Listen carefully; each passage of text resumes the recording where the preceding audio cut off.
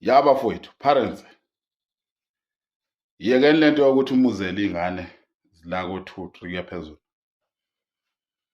Uthanda ingane eyodwa uzubonisa ukuthi lezi ezinye awuyifuni. Uthanda le. Kuyingozi lokho ngoba uzofa emhlabeni, uzohamba emhlabeni zisale zona. Wakha lento okuthiwa igqubu, amagqubu angeyazi aphele namhlanje. Lento izobulala isizukulwane sakho sonke. You understand? Because ukhethile usasemhlabeni usaphila, awuyikhulisanga kahle ingane. Ubuzuhlebe enye ingane kwenye. You understand?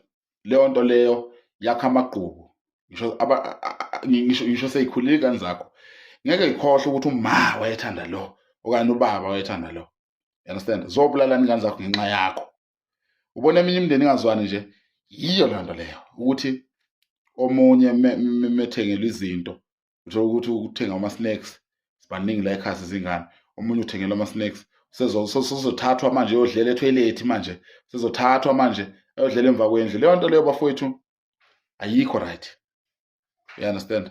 Ibulala isizwe, ibulala ikusasa ley'ngane, ibulala nje i-career yabantwana. So please.